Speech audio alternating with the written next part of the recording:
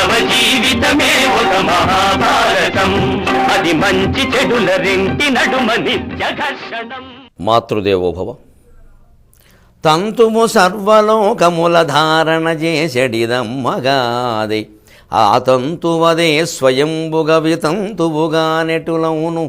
లోకమే చింతగా మారినన్ బ్రతుకు జీవజలముల నింపునమ్మా, లోకమే చింతగా మారినన్ బ్రతుకు జీవజలముల నింపునమ్మా. ఈ తంతులు తర్పణమ్ములవి తల్లి మనస్సును మార్పజాలునే, ఈ తంతులు తర్పణమ్ములవి తల్లి మనస్సును మార్పజాలునే. భయంకరమైన పాపాలకెప్పుడు భయంకరమైన శిక్షలే ఉండాలి అనే విషయాన్ని మనకు అవగాహన కావిస్తూ ఉన్న మహాభారత కథాశ్రవణం కోసం ఎదురు చూస్తూ ఉన్న భక్తి టీవీ ప్రేక్షక మహాశయులందరికీ కవి బ్రహ్మ ఉభయ కవిమిత్రుడు తిక్కిన సోమయాజ రచించిన ఆంధ్ర మహాభారతం కర్ణపర్వానికి సాగుతున్న సామాజిక వ్యాఖ్యలో 1283వ భాగానికి స్వాగతం పలుకుతున్నాం. మానవ జీవితమే ఒక మహాభారతం, అది మంచి చెడుల రెంటి నడుమ నిత్య ఘర్షణం. భయంకరమైన పైశాచికమైన విధానంలో బీభత్సరస ప్రధానంగా సాగింది దుశ్శాసన వధ. ఎప్పుడూ గుర్తుపెట్టుకోవాలి, లోకంలో మన ఇతిహాసాలు మనకి చెబుతున్న మాట. భయంకరమైన పాపాలకి భయంకరమైన శిక్షలు పడకుండా మనుషుల మనస్సుల్లో మార్పు వస్తుంది అనుకోవడం భ్రమ. నేరస్తులకు శిక్ష పడితే బాధితులైన వాళ్ళకి ఉపశాంతి కలగడం కాదుట.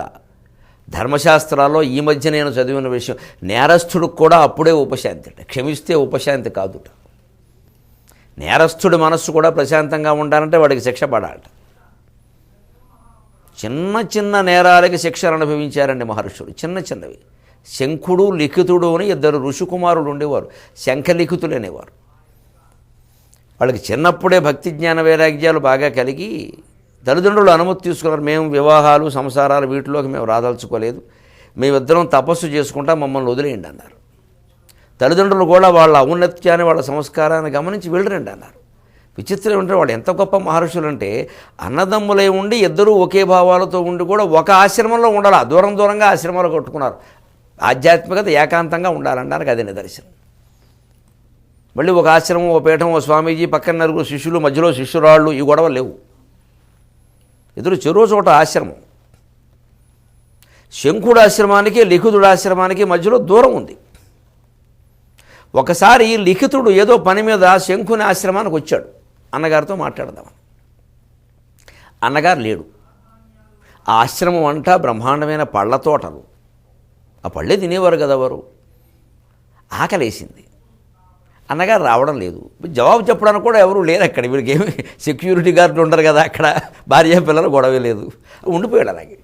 ఎంతకీ రాకపోతే ఆకలేస్తే అన్నగారి తోటే కదా పర్వాలేదులే అనుకుని పైగా మంచి మిగల మొగ్గిన మామిడి పళ్ళు ఊరిస్తున్నాయి, ఓ 2 పళ్ళు కోసుకుని తిన్నాడు.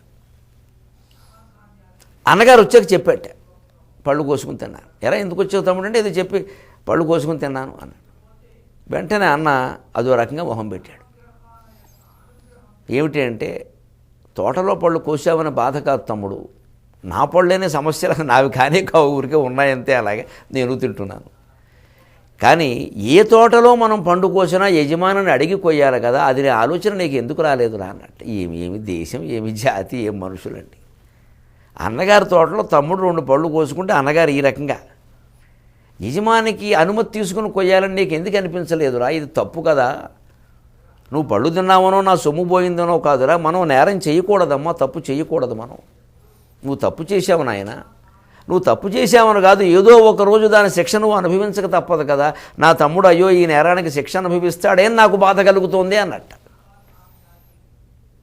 దానికి కరిగిపోయా తమ్ముడు, అన్నయ్య శిక్ష ఏమిటో చెప్పండి, నేనెవరనరా, రాజుగారిని అడుగు వెళ్ళాడు.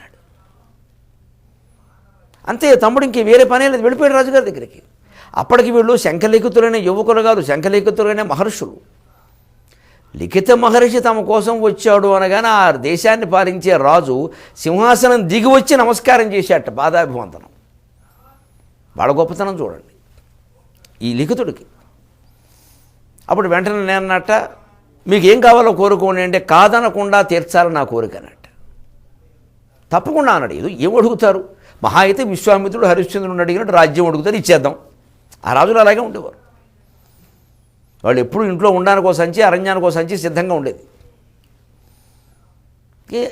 కోరుకున్నాను.